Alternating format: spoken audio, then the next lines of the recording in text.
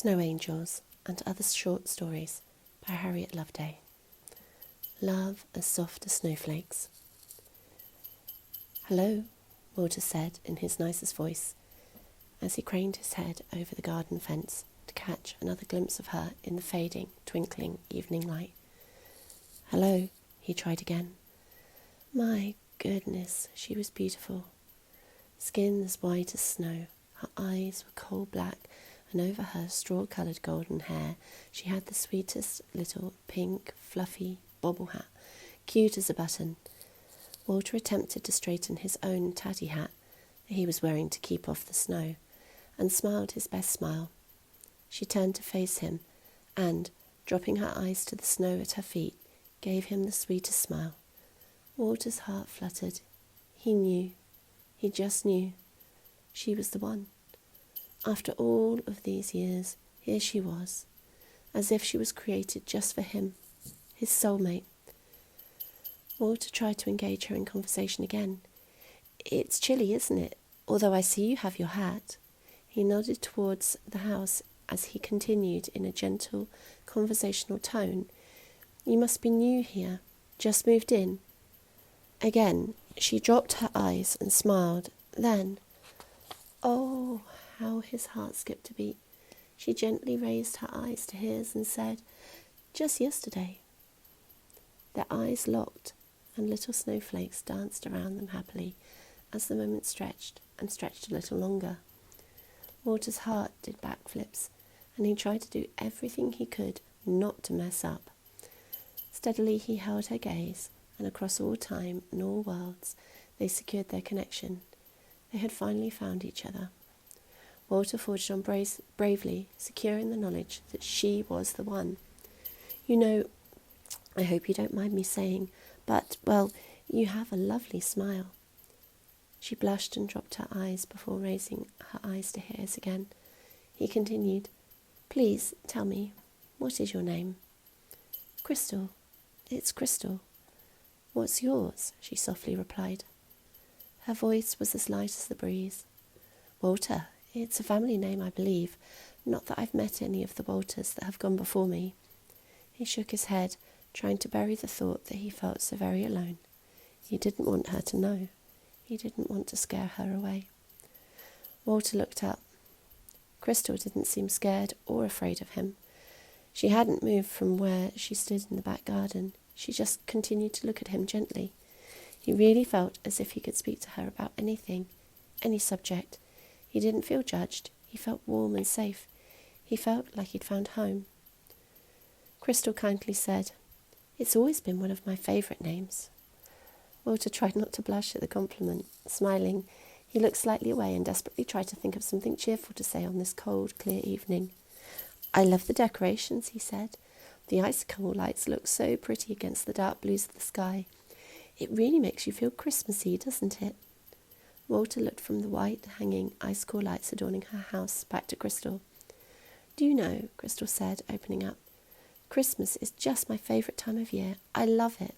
The warmth and generosity, the fun and the laughter, everything decorated and adorned. It really seems so very special, magical almost. It's the only time of year that I really feel alive." Walter felt very grateful that this beautiful woman had shared something so personal with him. It made him feel special, as if she was telling him her secrets because she trusted him. Her eyes were slightly moist as he replied, "From now on, Crystal, this will be my favourite time of year too." In comfort and in security, their eyes held on to each other as if they were the only two people in the world. The cold, snowy gardens, the shimmering evening air, the houses, the smoking chimneys, the chatter, and the dogs from somewhere inside. It was as if all of these things were a blur, nothing more than a spiral of white noise around them, whereas inside the swirling world, quite still, quite calm, stood Crystal and Walter, as if they had always been and would forever be. Walter smiled at Crystal, and Crystal smiled at Walter. He felt more and more comfortable to talk to her, ask her questions, get to know her. So they chatted together quietly until it was too late, too dark, and too cold. Walter promised her, and he meant it, that they would talk again soon, before they wished each other good night. It was the very next evening that Walter saw Crystal again. He had missed her. The time without her had been cold and lonely. His heart had longed for her beautiful dark eyes, resting gently in his. Time had passed so slowly, it had been agony. But now, as he craned his head over the fence to check, he could see there she was. Crystal was wearing the same cute little pink fluffy hat. Walter's heart melted instantly. The time without her had felt like a cold eternity. Now that she was here, all he wanted was to bask in her presence, to stand beside her and feel home. As long as he could be with her and feel her magic, then that would be enough. Life could keep all its excitements and adventures. He knew with certainty that she was all he ever wanted. "Crystal," Walter called gently to her. "Crystal, it's Walter, from next door. How are you?" Crystal turned to him, and their eyes connected. She was here, and he was complete. His heart let out a deeply held sigh of fear, which evaporated into the icy evening air. "Walter, I'm so happy to see you," Crystal said, blushing and looking at her feet as if she'd said too much. "I hope I didn't talk too much yesterday. I hope you weren't cold. Do tell me if you get too cold," Walter said with concern in his voice. "Not at all. I'm quite cosy." From under her thick eyelashes, her dark eyes peeked up at the hat on her head. Looking back at him, she smiled as she said, "It was lovely talking to you yesterday." Walter's heart soared. He wanted to hold on to this moment and make it last forever. He thanked the gods and the wind. He thanked the angels and the elves. Whoever had delivered this wonderful woman to him clearly had a heart. Trying to capture his soaring heart and place it back inside his body, Walter gulped, smiled, and said, "So do you have any plans this Christmas? Family? Friends?" Sadly, Crystal shook her head. "No, it's just me this year. And the cat." Walter had seen the cat earlier, chasing the birds from his bird table. Little rascal. Walter smiled widely. "Could I be so bold? I mean, that is to say, please don't feel any pressure, but perhaps you'd like to lunch with me over Christmas. I'm not a great cook, but it would be my pleasure to cook for you." The invitation hung heavily in the air. Crystal replied, "I would love that. That would be wonderful." Crystal stumbled over her words slightly. Thank you, yes." "Is there anything you don't like to eat, just so that I can be prepared?" Walter asked. "Carrots. I'm not fond of carrots. Other than that, my tastes are pretty simple," Crystal replied. They smiled at each other over the garden fence. Now that Walter had secured a future date with her, he relaxed a little bit. As long as he didn't say something daft, he would definitely be seeing her again for Christmas lunch. Walter felt emboldened to ask some of the questions he hadn't been brave enough to ask yesterday. "So you're single? A beautiful woman like you shouldn't be alone." Crystal shrugged. I never found the right guy." The smile fell from her face. Walter promptly said, "I'm so sorry. I don't want to upset you." Quickly, Crystal replied, "No, not at all." She took a deep breath and continued, "I don't want to be with someone that isn't right for me. I don't want arguments and upset, or someone that treats me like a trophy. I'd rather be alone than with someone that doesn't care." Crystal sighed deeply, letting out a long-held hurt. "So I've been alone," she said. Walter looked pained. She was hurting. She'd been lonely. He wanted to leap over the fence and hold her, kiss her forehead, and tell her not to worry. He wanted to tell her that she'd never feel alone again. His heart was in twisted agony that she was hurting, and in that moment he would have moved the world to protect her from this pain. Crystal continued, and she looked at him gently smiling, "I just have a good feeling in my tummy that I don't need to worry anymore, that waiting for the right person to come into my life was the right thing to do. It was him. She was referring to him. She was telling him that she had waited all this time and that everything he was feeling about her was reciprocated, and that she felt the same way about him as he did about her. With a tiny tear in his eye, Walter said, "You never need feel lonely again. Just let me know. I will be there." Smiling, he added, "Oh, and my hugs are for free. Any time. It's no bother." The cat wound around Crystal's feet as she replied, "Thank you, Walter. I would like that." Crystal gave him one of her soft, gentle smiles. Walter tried to stem the rivers of emotional love that were washing over his body. Desperately, he looked around the garden for a subject to discuss and lighten the tone. Brightly, he said, "I see you are a keen gardener.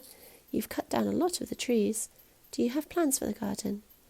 Crystal looked around the garden and replied, "I like the light. I like the sunshine full on my face. It warms me somehow. I haven't really thought what to do about the garden yet. I don't really know much about gardening, but I'm sure I'll learn come the spring. And you, do you have any plans?" Walter similarly looked around his dark, overgrown garden, with tall trees and shrubs that should have been trimmed years ago. It really was a mess. What must she think of him? Clearing his throat, he grandly said, "I'm fond of water features. I'd like a fountain. This year I was thinking of getting on and doing something about the garden." Quietly he added, "I know it's a bit of a mess." "Not at all," Crystal defended him. "We all have so little time. The most important thing is to use the time you have wisely. You can't get it back, can you?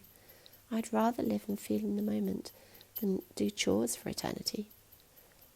Walter looked relieved, and they smiled at each other over the fence. Just as the evening before, they chatted late into the night. Not once did Crystal complain of the cold. Their hearts were quite warm. The next day was bright and sunny, and mild. Walter's overgrown garden didn't see much of the warm winter sun, and so the snow persisted. But Crystal's garden was in the full force of the sun's sparkling rays, and the snow became quite slushy. Even the cat decided that the ground was too sludgy to hunt on, and spent most of the day lying in front of the full-length glass back door, watching the garden. Almost as if it was an engagement, something that was predetermined. When dusk started to fall, and the evening stars came out to twinkle their light, Walter came out in the garden, and hopefully craned his head over the fence. Crystal wasn't there. Perhaps he was early. Looking up at the sky, he could see a shooting star. He tried to remember what he'd been told about shooting stars. Not quite remembering, he decided it was lucky because he felt lucky. All day he'd pined for her, waiting for this moment to be near her and bask in her presence. Walter waited and waited, but still Crystal didn't come. Walter watched the cat leave the house and jump his fence. He watched it eye the bird table. He heard it torment some small animals in the hedge behind him, and after having its fun, it walked back across the garden, eyeing him warily. "Little monkey," he thought to himself, but he was trying to distract his increasingly panicking heart. Where was Crystal? Surely she'd be here soon. Walter tried to console himself. Thank goodness he'd asked her about spending Christmas with him. At least he knew he'd see her again. No carrots. He mustn't forget or mess up. No carrots.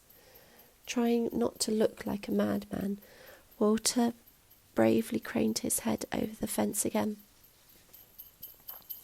Where was she? From somewhere far away, carried on the cold winter breeze in a clear December sky, Walter heard a church clock chime 12. Had he really been here that long? His heart sank with disappointment. All Walter wanted was to feel her presence and share her smile, to look into her eyes and connect with her. She was all he wanted. It was physically painful, waiting and hoping she might come out. Without a care for the time or the cold, Walter stood there, waiting. The morning hours chimed themselves in. Each one was like an ice shard to his ever-freezing heart. Every part of him hoped to see her. Where was his Crystal? He knew she was his, just as he would be forever hers. The dawn light started to lift the horizon. Bravely, Walter shuffled over to the garden fence and looked fully in, just as the sun was starting to rise. There, on the ground, where Crystal had stood the evenings before, lay a discarded pink fluffy hat, some straw, 2 coals, and a carrot in a muddy puddle. Crystal? The sun lifted its heavy weight above the horizon and shone full length into the garden. Walter's eyes dripped little tears in the bright light. Crystal? Staring at the muddy puddle where his love had once stood, Walter's heart started to melt, and his tatty old hat slid off his head. Somewhere in the universe the sands of time flipped over, and Walter and Crystal's time had come to an end.